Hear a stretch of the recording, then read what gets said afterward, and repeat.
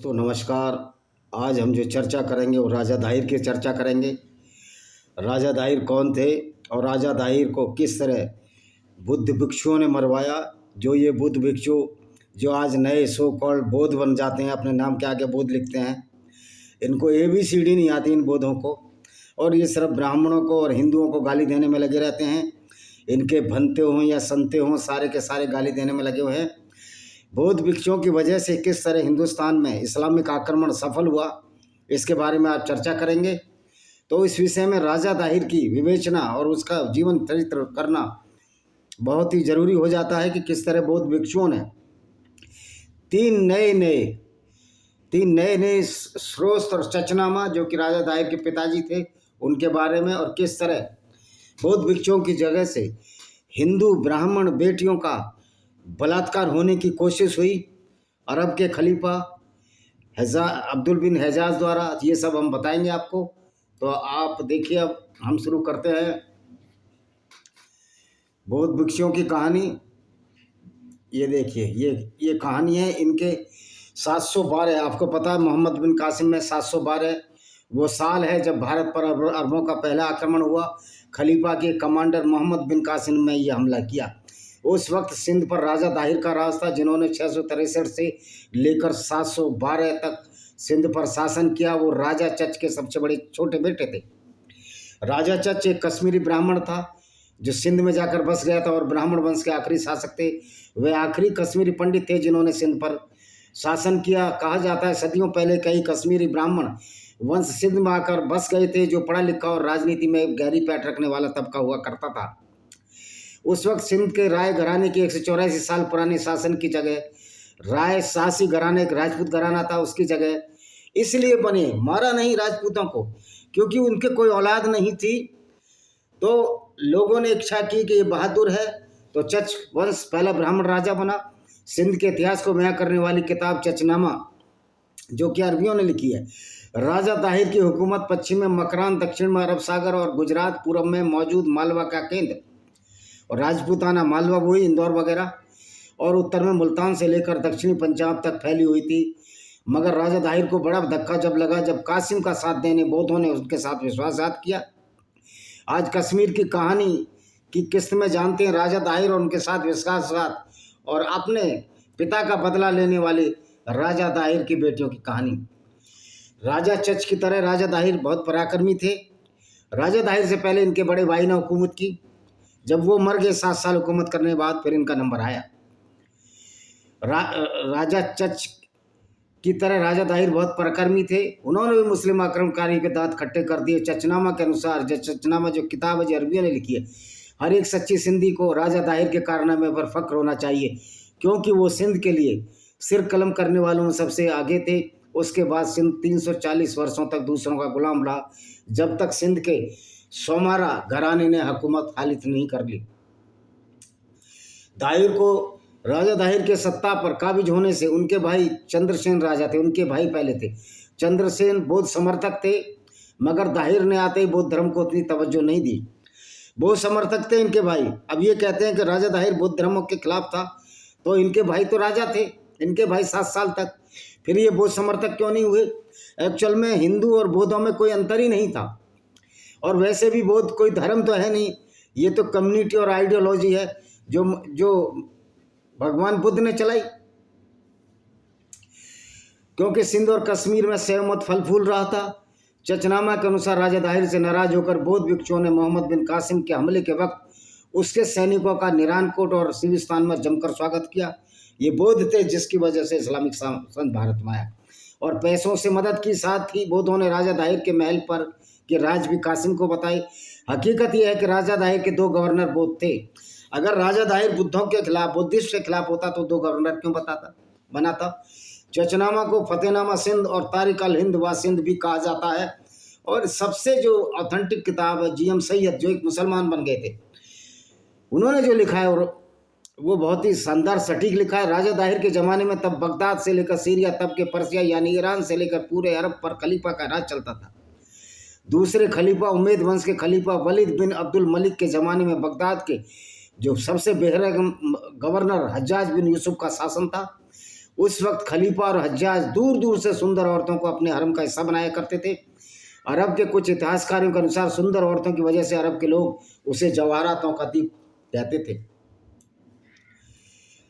देवल बंदरगाह पर औरतों को बंदी बनाने की कोशिश की अरबियों ने। देवल वही है जो आज कराची के पास है। दमिश्क और बगदाद जाते वक्त अरबों का जहाज भारत के देवल बंदरगाह पर रुका तो वहां से कुछ औरतों को बंदी बनाकर ले जाने की कोशिश की। इस पर तटीय सीमा रक्षकों ने अरब को भगा दिया। इसके बाद खलीफा ने भारत के खिलाफ जिहादी अभियान छेड़ने का आदेश दिया।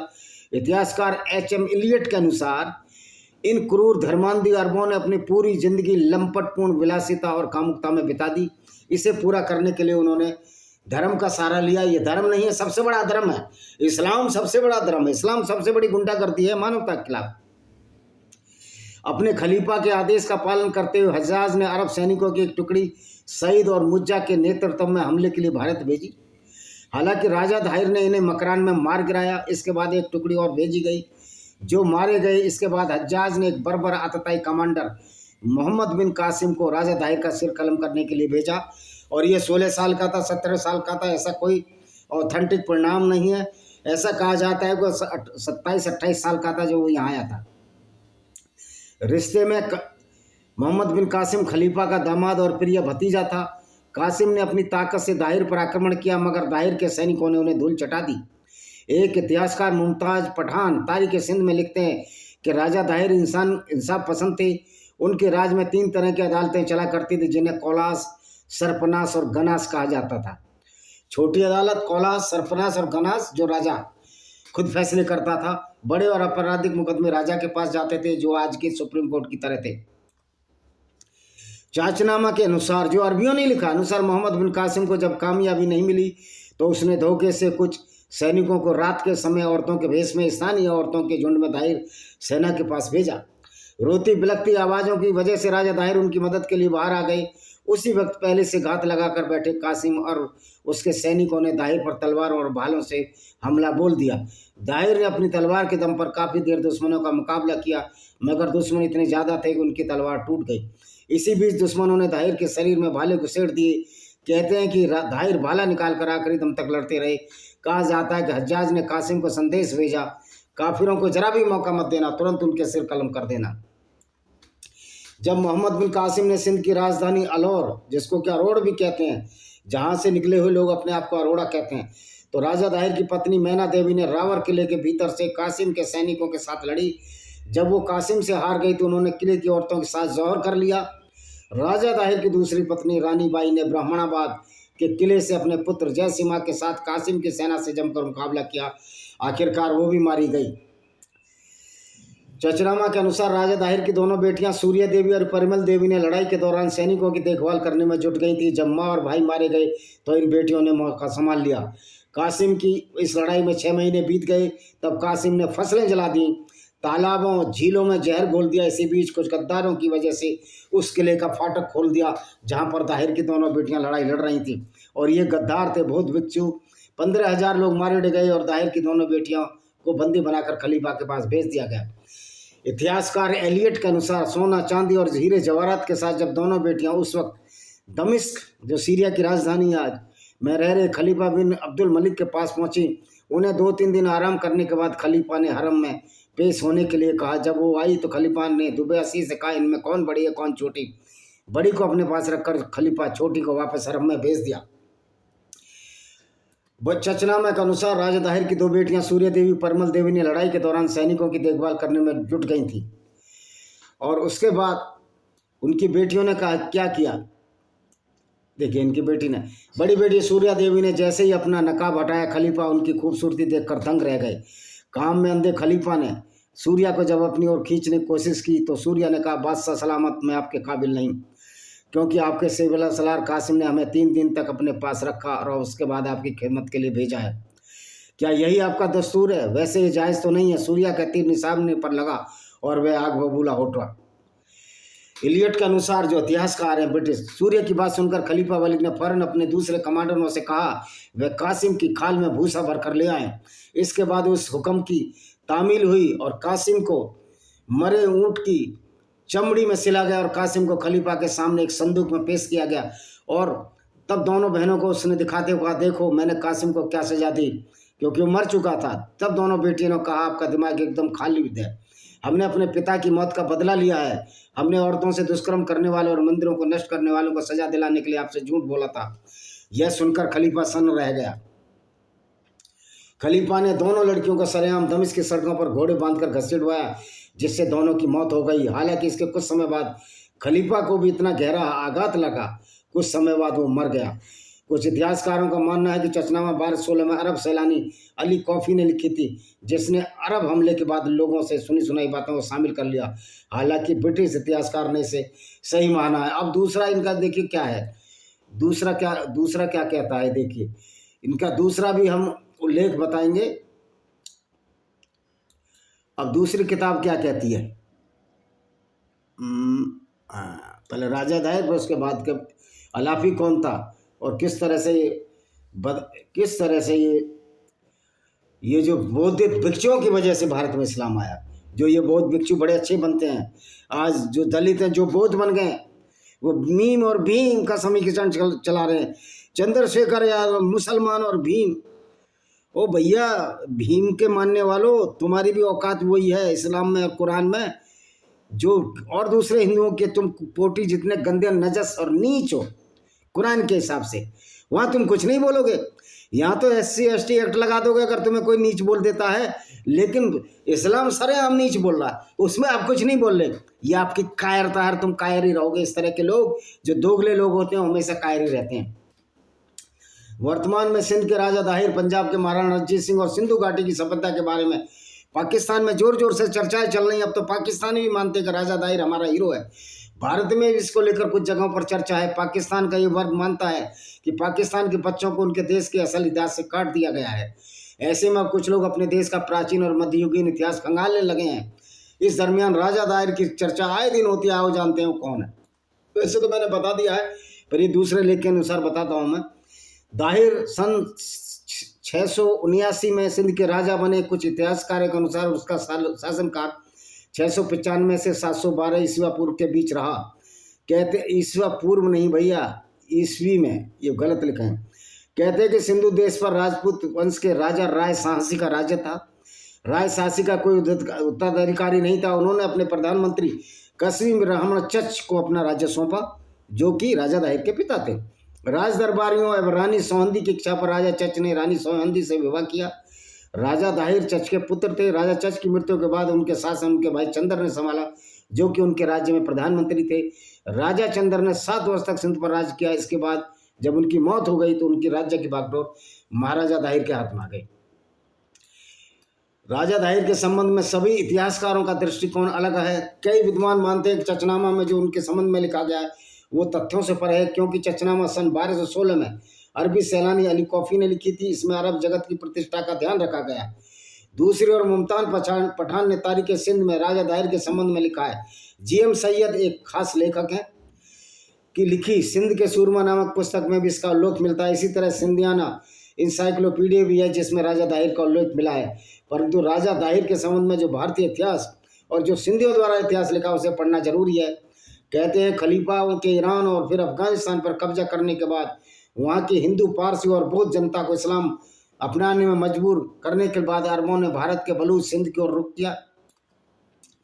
सिंध पर तब राजा ब्राह्मण दाहिर का शासन था। राजा दाहिर का शासन धार्मिक सहिष्णुता तथा उदार विचारों वाला था, जिसके कारण विभिन्न धर्म के लोग शांतिपूर्वक रहते थे। जहाँ हिंदुओं के मंदिर, पारसियों के अग्नि मंदिर, बौद्ध स्तूप, अरब से आकर बस गए मुसलमानों की मस्जिदें तक थी। अरब मुसलमानों को समुद्र के किनारे बसने की अनुमति दी गई थी, जहाँ से अरबों से व्यापार चलता था। लेकिन इन अरबों ने राज्य के साथ धोखा किया। ये तो हर मुसलमान की आदत है कि जब इनके पैगंबर मोहम्मद ने ही धोखा किया था, बनु काब बिन असराफ को धोखे से मरवा दिया, तो मोहम्मद धोखेबाज, इनका पैगंबर धोखेबाज, तो ये क्यों नहीं धोखेबाज होंगे।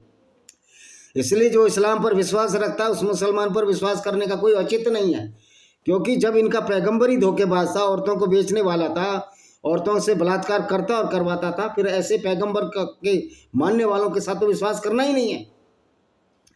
कुछ इतिहासकारों के अनुसार मोहम्मद बिन कासिम एक नबी अरब सेनापति था। उसने इराक के प्रांतपति अल हज्जाज ने सिंध के शासक दाहिर को एक गलतफहमी के कारण दंड देने के लिए भेजा। असल मामला चचनामा के अनुसार श्रीलंका के राजा ने बगदाद के गवर्नर हज्जाज बिन यूसुफ के लिए कुछ तोहफे भेजे जो देवल यानी कराची के आसपास बंदरगाह के करीब लूट लिए गए। इन समुद्री जहाज़ों में औरतें मौजूद थीं। कुछ लोग फरार होकर हुज्जाज के पास पहुंच गए। उन्हें बताया दाहिर के क्षेत्र में लूट उनके आदमियों ने की। हुज्जाज बिन यूसुफ ने राजा दाहिर को पत्र लिखा, आदेश जारी किया कि औरतें लूटे गए माल और सामान वापस किया जाए। हालांकि राजा दाहिर ने इनसे इनकार किया कि लूटमार उनके इलाके में नहीं, ना ही हमने लूट किया, परंतु हुज्जाज नहीं माना। अब दूसरी बात यह है कि ये अरबी लूट लिए, अरबी की औरतें लूट ली तो इनको बुरा लगा। हालांकि राजा दाहिर के इलाके में नहीं था, वो तो कहीं समुद्र में लूटते। लेकिन जब राजा दाहिर की दोनों लड़कियों को, सूर्य देवी और परिमल देवी को लूट कर ले गया, जो पैगंबर पूरी दुनिया काफिले लूटता रहा, वो तो उनको दर्द नहीं आया। लेकिन गैर मुस्लिम औरतों, इनकी औरतें अगर किसी डाकुओं ने लूट ली तो भाई तुम्हारे साथ क्या बुरा हो गया? तुम भी तो दूसरों की औरतें लूटते हो, पैगंबर भी दूसरों की औरतें लूटता था। मैं तो कहता हूँ अगर ये पैगंबर के ज़माने में जो ये मुस्लिम औरतों को लूट रहे, गैर मुस्लिम औरतों को लूट रहे थे, इनके सर जब भी कलम कर दिए जाते ढंग से। अगर इस्लाम की गुंडागर्दी के खिलाफ लड़ते तो आज इस्लाम फैलता ही नहीं। और आज इस्लाम को ख़त्म करने के लिए जितने भी प्रयास किए जाए वो कम है। खूब प्रयास करने चाहिए। इस्लाम की गुंडागर्दी को अब आगे नहीं चलने दिया जाना चाहिए। ये हमको प्रण लेना चाहिए। अगर हम सच्चे वीर हैं, सच्चे हिंदुओं की बात नहीं कर रहा, पूरी दुनिया में इस्लाम को ख़त्म कर देना चाहिए, क्योंकि इस्लाम एक पनौती है, एक लानत है। और ऐसे पैगंबर की फौज जो काफिले लूटता था, लूट मार करता था, औरतों के साथ बलात्कार करता था, करवाता था, उसके मानने वाले इतने ज़्यादा हैं, फिर उनका हम विश्वास क्यों करें? क्योंकि मोहम्मद ने भी तो धोखे से अस्मा बिन्त मरवान को मरवाया, जो एक कवित्री थी। असल कुछ इतिहासकार इस तरह बयां करते हैं, सिंध का समुद्री मार्ग पूरे विश्व के साथ व्यापार करने के लिए खुला हुआ था। सिंध के व्यापारी उस काल में भी समुद्र मार्ग से व्यापार करने दूर देश तक जाया करते थे। और अरब, इराक, ईरान से आने वाले जहाज सिंध के देवल बंदरगाह, देवल आजकल कराची के पास, जिसको कराची के पास बंदरगाह था, अब नष्ट हो गया, अन्य देशों की तरफ जाते थे। और पहला मंदिर भी यहीं तोड़ा गया हिंदुओं का, और बुद्ध भिक्षुओं की वजह से तोड़ा गया। जहाज में सवार अरब व्यापारियों के सुरक्षा कर्मियों ने देवल के शहर पर बिना कारण हमला कर दिया और शहर से कुछ बच्चों और औरतों को जहाज में कैद कर लिया। इन्होंने ही लूटा, क्योंकि तो लुटेरे हैं, इस्लाम तो लुटेरा है, औरतों को लूटने वाला गिरोह है इस्लाम का। या असुद्दीन ओवैसी, अकबरुद्दीन ओवैसी भी लूटते अगर इनकी औकात होती। लेकिन अब ऐसे लुटेरों के, इस्लामिक गुंडागर्दी वालों के हाथ काट देने चाहिए, सिर कलम कर देने चाहिए। जब इनका इस्लाम कहता है कि दूसरों को कलम करना है, तो फिर इनको क्यों ना कलम किया जाए? क्या ये आकाश से उतर कर आए? तो गुंडागर्दी के खिलाफ हमको लड़ना चाहिए। जो इस तरह की हरकतें करें उनके सिर खुद ही कलम कर दो। शासन और प्रशासन पर कब तक रहोगे? अगर किसी की औरत की बेइज्जती हो रही है तो आप सर कलम करो। औरत भी सर कलम कर सकती है और संविधान इसको हमारा अधिकार देता है। जब इसका समाचार सूबेदार को मिला तो उसने अपने रक्षकों सही जहाज पर आक्रमण कर अपहृत औरतों और बच्चों को बंधन मुक्त कराया और अरबी जान बचाकर अपना भाग। ये तो लुटेरे थे अरबी, मोहम्मद भी लुटेरे था, ये पैसे और लुटेरे थे। उन दिनों ईरान में धर्मगुरु खलीफा का शासन था। हुज्जाज या हजाज उनका मंत्री था। खलीफा के पूर्वजों ने सिंध फतेह करने के मंसूबे बनाए थे, लेकिन अब तक उन्हें कोई सफलता नहीं मिली। अरब व्यापारी ने खलीफा के सामने उपस्थित होकर सिंध में हुई घटना को लूटपाट की घटना बनाकर सहानुभूति प्राप्त करना चाहिए। खलीफा स्वयं सिंध पर आक्रमण करने का बहाना ढूंढ रहा था। उसे ऐसे ही की अवसर की तलाश थी। उसने अब्दुल्ला नामक व्यक्ति के नेतृत्व में अरबी सैनिकों का दल सिंध विजय करने के लिए रवाना किया। युद्ध में अरब सेनापति अब्दुल्ला को जान से हाथ धोना पड़ा। खलीफा अपनी हार से तिल मिला उठा। मोहम्मद बिन कासिम का हमला, इसके बाद 10,000 सैनिकों के एक दल ऊंट घोड़ों के साथ सिंध पर आक्रमण करने के लिए भेजा गया। सिंध पर ईस्वी 638 से 711 तक के 74 वर्षों के काल में 9 खलीफाओं ने 15 बार आक्रमण किया। 15वें आक्रमण का नेतृत्व मोहम्मद बिन कासिम ने किया। कहते हैं कि 712 में अल हज्जाज के भतीजे और दामाद मोहम्मद बिन कासिम ने 17 वर्ष की आयु में सिंध के अभियान का सफल नेतृत्व किया। इसने सिंध और आसपास बहुत खून खराबा किया और पारसी और हिंदुओं को पलायन करने पर मजबूर किया और बुद्धिस्टों को भी कत्ल किया। सिंध के कुछ किलों को जीतने के बाद मोहम्मद बिन कासिम ने इराक के प्रांतपति अपने चाचा हज्जाज को लिखा था, सिविस्तान और सीसाम के किले पहले ही जीत लिए गए हैं। गैर मुसलमानों का धर्मांतरण कर दिया गया, फिर उनका वध कर दिया गया है। मूर्ति वाले मंदिरों के स्थान पर मस्जिदें खड़ी कर दी गई, बना दी गई। किताब चचनामा अबू कुफी, लेखक इलियट डाउसन, पेज नंबर 164 पर इसका हवाला मिलता है। ये बहुत बड़े लेखक इतिहासकार थे ब्रिटिश। देविल यानी कराची, नेउन, सहवान, सीसम, राओ, रालोर, मुल्तान आदि पर विजय प्राप्त कर कासिम ने यहाँ अरब शासन और इस्लाम की स्थापना की। सिंधी सूरवीरों की वीरता, कहते हैं कि सिंध के दीवान गुंदुमल की बेटी ने सर कटवाना स्वीकार किया, पर मीर कासिम की पत्नी बनना नहीं चाहा। इसी तरह वहाँ के राजा दाहिर, उनकी पत्नी और पुत्रियों ने मेरी मातृभूमि और अस्मिता की रक्षा के लिए अपनी जान दे दी। सिंध देश के सभी राजाओं की कहानियां बहुत ही मार्मिक और दुखदायी हैं। आज सिंध देश पाकिस्तान का एक प्रांत बनकर रह गया है। राजा दाहिर अकेले ही अरब और ईरान के दरिंदों से लड़ते रहे, उनका साथ किसी ने नहीं दिया, बल्कि कुछ लोगों ने उनके साथ गद्दारी की। सिंधी सूरवीरों की सेना में भर्ती होने और मातृभूमि की रक्षा करने के लिए सर्वस्व अर्पण करने का आह्वान किया। कई नवयुग सेना में भर्ती किए गए सिंधुवीरों ने डट कर मुकाबला किया और कासिम को सोचने पर मजबूर कर दिया। सूर्यास्त तक अरबी सेना हार के कगार पर खड़ी थी। सूर्यास्त के समय युद्ध विराम हुआ, तभी सिंधुवीर अपने शिविरों में विश्राम हेतु चले गए, क्योंकि ये एक रिवाज है, ये एक परंपरा है कि युद्ध जो है, हिंदू युद्ध रात के समय नहीं करते थे, लेकिन अब ये परंपरा को पालन करोगे तो मारे जाओगे, क्योंकि इस्लामिक गुंडे तो आपकी सल्तनत को, आपके हिंदू राष्ट्र को खत्म करने में तुले हुए हैं। ज्ञान बुद्ध और मोछासव नामक दो लोगों ने कासिम की सेना का साथ दिया। ये ज्ञान बुद्ध और मोछ वासव, ये दो बौद्ध भिक्षु थे जो कि गद्दार थे। कासिम की सेना का साथ दिया और सात्रि में सिंधी वीरों के शिविर पर हमला बोल दिया। सिंध वीरांगनाओं ने संभाला मोर्चा। महाराजा की वीरगति, और इनके दोनों के नाम लिख लेता हूं क्योंकि उसमें लिखूंगा मैं। ज्ञान बुद्ध था एक तो, और दूसरा था मोक्ष वासव। ये दो राक्षस, ये जो बुद्धिस्ट थे, दलाल थे, और रात्रि में सिंधी वीरों के शिविर पर हमला बोल दिया। सिंधी वीरांगनाओं ने मोर्चा संभाला। महाराजा की वीरगति अरबी सेना के अल्लोर की ओर बढ़ते से समाचार से रानी लाड़ी अचेत हो गई। सिंधी वीरांगनाओं ने अरबी सेनाओं का स्वागत अल्लोर में तीरों, जिसको जहाँ के अरोड़ बोलते हैं, जिसको जहाँ से अरोड़ा निकले अपना तान, बालों की वर्षा के साथ किया। कई वीरांगनाओं ने अपने प्राण मातृभूमि की रक्षा दे दिए। जब अरबी सेना के सामने सिंधी वीरांगनाएं नहीं टिक पाई तो अपनी सतीत की रक्षा के लिए जोर किया।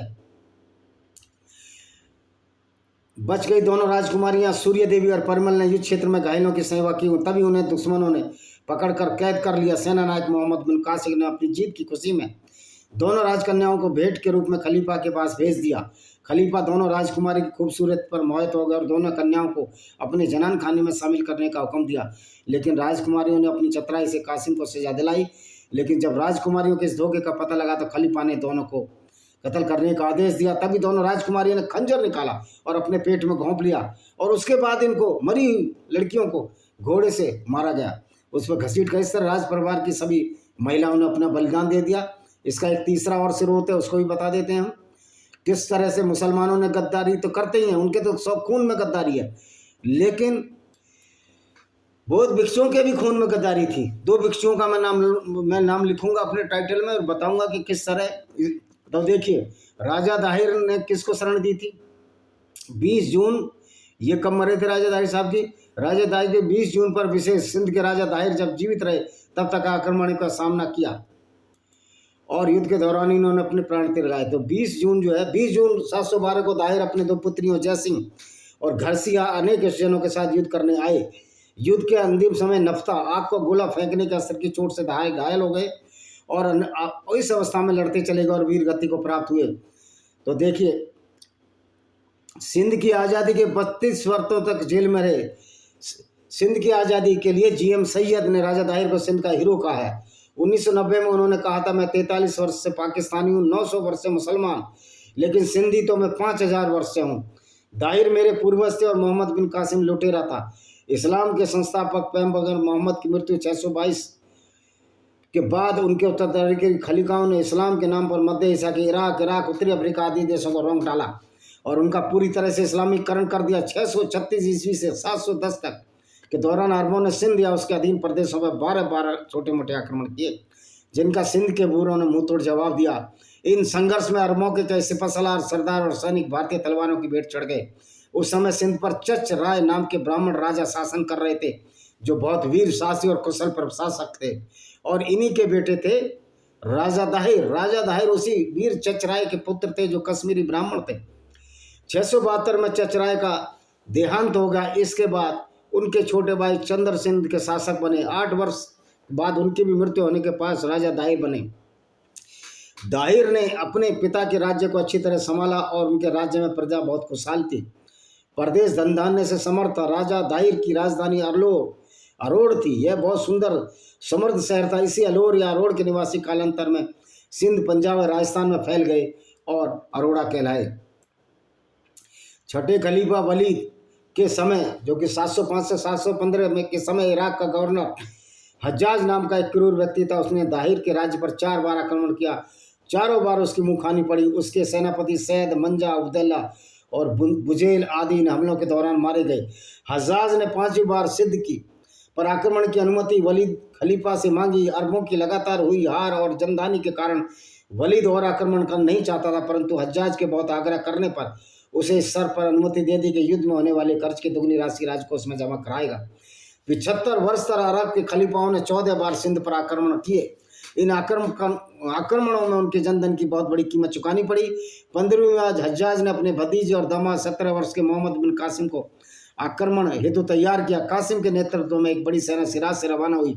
उस सेना में 6000 घुड़सवार, इतने ही ऊंट तथा 7000 सीरियाई लड़ाकू सैनिक थे। मार्ग में मकरान, कंजाबूर और माइल पर विजय प्राप्त करता हुआ कासिम 27 अक्टूबर 711 को सिंध के सुप्रसिद्ध बंदरगाह नामक देवल, वर्तमान कराची पर आ धमका।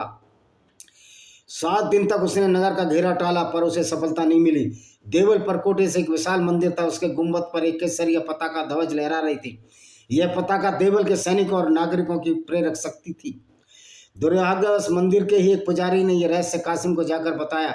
जब तक वह पताका नहीं गिरेगी तब तक देवल की पराजय असंभव है। कासिम के पास बड़े बड़े पत्थर फेंकने वाले मंजनीक नाम के अस्त्र थे। पत्थरों की मार से पताका गिरा दी गई। अपशकुन की आशंका से जनता और सेना का मनोबल गिर गया। देवल का शासक जाहिन भागकर नेरून, वर्तान, दुर्ग, हैदराबाद, सिंह चला गया। लालच में कुछ देशद्रोही ने कोर्ट के दरवाजे खोल दिए। कासिम के सैनिकों ने वहां 3 दिन का मारकाट लूटपाट की। सैकड़ों लोगों को गुलाम बनाया गया। उन्हें मुसलमान बनने के लिए मजबूर किया गया। महिलाओं की इज्जत लूटी गई। मंदिरों को तोड़ मस्जिदें बनाई गईं। महाराजा दाहिर के पुत्र जयसिंह बहुत ही वीर योद्धा थे। कुछ समय पूर्व भी उन्होंने हज्जाज भेजे गए सेनापति उबदैल्ला और बुजेल को इसी देवल भूमि में उनके हजारों सैनिकों के साथ धराशायी किया था। इस बार महाराजा दाहिर ने शरणागत अरब सेनापति मोहम्मद अल-वाफी की गलत सलाह पर जयसिंह के देवल में कासिम के प्रतिकार हेतु ने भेजने का निर्णय किया। इस निर्णय ने इतिहास बदल दिया। देवल विजय के बाद कासिम ने नेरून का घेरा डाल लिया। वहां का शासक एक बौद्ध भांडारकर सामानी था। उसने बिना युद्ध के आत्मसमर्पण कर दिया। एक कौन था? बौद्ध भांडारकर सामली। ये डरपोक लोग हैं। बहुत लड़ते बड़ते तो है नहीं, ये इनको राज चाहिए। भंडारकर सामनी था, ये गद्दार थे सारे। सामनी था, उसने बिना और बल्कि अरब सेना के लिए खाद्यान्न की पूर्ति की। नेरून विजय के पश्चात कासिम किरमत से सीस्तान, सिविस्तान और बुधिया के सीसराम, इस्मा का दुर्ग आदि को विजय प्राप्त करता और रावर के दुर्ग की तरफ बढ़ा। यह सिंधु नदी के दूसरे पर्व था जहाँ महाराजा दाहिर उनके बेटे जयसिंह कासिम के साथ युद्ध के लिए सन्नत थे। कासिम बैतगढ़ के पास सिंधु नदी पार कर सब रावर जाना चाहता था। ब्रैत के शासकों ने नावों का प्रबंध कर कासिम की सेना को सिंधु नदी पार करने में मदद की। इन्हीं दिनों सिंध के एक प्रमुख जोशी ने भविष्यवाणी की युद्ध में मोहम्मद बिन कासिम की जीत होगी और महाराजा दाहिर की पराजय। इस कारण धर्मवीरू जनता और सैनिकों पर मनोवैज्ञानिक असर हुआ। हार की आशंका से उनका मनोबल गिर गया। देवल से रावर पहुंचने तक कासिम को 8 माह का समय लगा। विभिन्न दुर्गों पर अरब सेना की अपेक्षा बहुत कम सैनिक होने पर भारतीय सेना ने अरबों का जबरदस्त प्रतिरोध किया, लेकिन देशद्रोही और भेदियों के कासिम से मिल जाने के कारण भारतीय सैनिकों को हार का सामना करना पड़ा।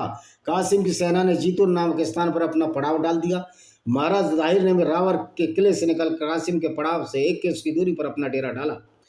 कुछ वर्ष पूर्व एक अरब सरदार मोहम्मद बिन अलाफी ने हज्जाज के अत्याचारों से परेशान होकर अपने कबीले के 500 साथियों के साथ महाराजा दाहिर के पास शरण ली। यह जानकर हज्जाज ने महाराजा को पत्र लिखकर मांग की कि अलाफी को उसके साथियों के साथ वापस उनके हवाले करे, लेकिन महाराजा दाहिर ने इनकार कर दिया। जब दाहिर को मालूम हुआ कि कासिम ने अपनी सेना के साथ सिंधु नदी पार कर ली है, वह रावर दुर्ग की ओर बढ़ रहा है, तो उन्होंने अलाफी को बुलाकर कहा, जिसको शरण दी थी, अलाफी, हमने तुम्हें संकट के समय संरक्षण दिया और आपको सम्मानित पद पर रखा है। अरब सेना रावर दुर्ग की ओर बढ़ रही है। तुम अरब सेना के बारे में अच्छी तरह परिचित हो, इसलिए तुम हमारी सेना के साथ आगे रहो। इस पर अलाफी ने महाराज को उत्तर दिया, महाराज, मैं आपका ऋणी हूँ। आपकी मेरे ऊपर बहुत मेहरबानियाँ हैं, किंतु हम मुसलमान हैं। हमारी तलवार मुसलमान सेना के विरुद्ध नहीं उठेगी। यह अलग बात है, ये आपस में लड़ते रहे मरते रहे, आज भी लड़ते मरते रहते हैं, लेकिन गैर मुस्लिमों के खिलाफ इतने क्रूर और अत्याचारी हो जाते हैं, समझने की बात है। अगर मैं मुसलमानों के द्वारा मारा गया था, मेरी मौत एक पवित्र नीच आदमी की होगी, तो मुसलमान को मार ही रहे हैं आजकल पाकिस्तान में। अगर मैं उनकी मौत का कारण बनता हूँ, दोजख की आग मेरी सजा होगी। अगर मैंने कोई आपको उचित सलाह दी तो अरब सेना मुझे नहीं छोड़ेगी, इसलिए मुझे शांतिपूर्वक जाने दें। महाराजा ने उदारता दिखाते हुए उसे जाने दिया। इतिहासकार बताते हैं बाद में उसने अलाउर का दुर्ग का दरवाजा अरब सेना के खुलवाने का नीच कार्य किया। ये तो नीच कार्य तो करते ही है, ये तो जब गैर मुस्लिमों को ये खुद नीच बोलते हैं तो सबसे बड़ी नीच तो यही है। 16 जून 712 को युद्ध प्रारंभ हुआ और इतिहासकारों के अनुसार 20 जून 712 ईस्वी तक 5 दिन चला। पहले 3 दिन तक दोनों ओर के अग्रिम दस्तों में सुबह से शाम तक युद्ध चला।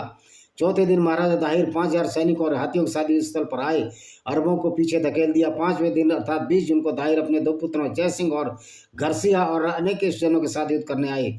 युद्ध के अंतिम समय में नफ्ता आग का गोला फेंकने वाले अस्त्र की चोट से दाहिर घायल हो गए। इसी अवस्था में उन पर भाला भी घुसेड़ दिया गया उनके शरीर में, लेकिन भाले को निकाल कर वो लड़ते रहे। महाराजा की मृत्यु के बाद जय सिंह महारानी मंत्री सिया करता था। बचे सैनिक रावण दुर्ग में इकट्ठे हुए। दाहिर के मंत्री की सलाह पर जय सिंह नई शक्ति बटोरने के लिए सुदृढ़ दुर्ग ब्राह्मणवाद चले गए। रावण दुर्ग में महारानी के नेतृत्व में 50,000 सैनिकों ने अरब सेना का मुकाबला किया। किले को ध्वस्त देखकर महारानी ने अपना तथा सैकड़ों अन्य स्त्रियों का सतीत्व बचाने के लिए जौहर कर दिया। कासिम ने रावण पर कब्जा कर लिया। अब वह ब्राह्मणवाद की ओर मुड़ा, जहाँ जय सिंह अपनी शक्ति बटोरने में लगे थे। 6 माह तक ब्राह्मणवाद का घेरा चलता रहा। आखिर में जय सिंह को ब्राह्मणवाद छोड़कर रेगिस्तान की ओर पलायन करना पड़ा। कासिम ने अब सिंध की राजधानी अलौर को विजय करने के लिए प्रस्थान किया। वहाँ का राजा शासक दाहिर का एक अन्य पुत्र कुफी था। उसे महाराजा दाहिर की मृत्यु का पता नहीं था। उसने कई दिन तक अरबों से कड़ा मुकाबला किया। यहाँ जब महाराजा की मृत्यु का संदेश मिला तो आलोर की जनता हतोत्साहित हो गई। कुफी और उसकी सेना में भी निराशा छा गई। फिर भी वह अरब सेना के विरुद्ध संघर्ष करता रहा। इतिहासकार पीएन ओक के अनुसार एक दिन मोहम्मद अलाफी, जिसे राय दाहिर ने शरण दी थी, धोखे से दुर्ग का दरवाजा खुलवा दिया और अरब सेना घुस गई। अरब सेना का नियंत्रण हो गया, अधिकार हो गया। अरब सेना अब अंतिम महत्वपूर्ण नगर मुल्तान की ओर बढ़ी। रास्ते में धौलाकुंडा के दुर्ग पर 7 दिन तक युद्ध चलता रहा। यह दुर्ग फतेह कर जब अरब सिक्का पहुंचे, वहां का शासक दाहिर परिवार का योद्धा बजरा था। उसने अरब सेना का मुकाबला किया। 17 दिन चले संघर्ष में अरबों के 20 प्रसिद्ध सेनापति, 215 सीरियाई योद्धा मारे गए। हिंदू सेना दुर्ग से अरबों पर निरंतर तीर और पत्थर बरसाती रही। यहाँ भी एक देशद्रोही ने दुर्ग में पानी पहुंचाने के स्रोत का पता कासिम को बता दिया। पानी का मार्ग रोक दिया गया और ये देशद्रोही बुद्ध था। ये भी फलस्वरूप प्यास के मारे दुर्ग रक्षकों को अंत में आत्मसमर्पण करना पड़ा। इस प्रकार सिंध का अंतिम सुदृढ़ दुर्ग भी अरबों के हाथ लग गया। यहाँ 6000 लोगों का वध किया गया। मुसलमानों को यहाँ से अपार संपत्ति मिली। कासिम को पूरा सिंध जीतने में लगभग 15 माह लगे। छोटे बड़े 70 शासकों से उसको संघर्ष करना पड़ा। हर विचित स्थान पर हत्याएं, महिला बच्चों को गुलाम बनाना, उसका मन परिवर्तन, महिलाओं का सिंह, हिंदू और बौद्ध मंदिरों को ध्वस्त कर। और इतने मूर्ख बौद्ध थे, इन मूर्ख 2 बौद्ध भिक्षुओं की वजह से इनके बौद्ध मंदिर भी तोड़ दिए गए। यह कार्यक्रम समान रूप से चला। धन की लूट हुई। इतना सब होने के बाद भी हिंदुओं ने 50-60 वर्ष के अंदर सिंध में अरब राज्य को लगभग समाप्त कर दिया। अरबों को सिंध में केवल नवनिर्मित शहर मंसूरमा अस्तित्व रह गया। हजारों मुसलमान बने लोगों को वापस हिंदू बनाया गया। इसके बाद आगामी 300 वर्ष तक इस्लाम का कोई बड़ा आक्रमण नहीं हुआ। तो आप देखते हो कि ये बौद्ध भिक्षु कितने गद्दार थे और किस तरह से इन्होंने मुसलमानों को मुलाया और फिर बौद्धों के मंदिर भी नहीं मुसलमानों तोड़ दिए। तो इससे बड़ी मूर्खता की कोई उदाहरण आपको कहीं नहीं मिलता। इसी के साथ मैं इस वीडियो को विराम देता हूँ। वंदे मातरम, जय हिंद। आपका दिन शुभ हो।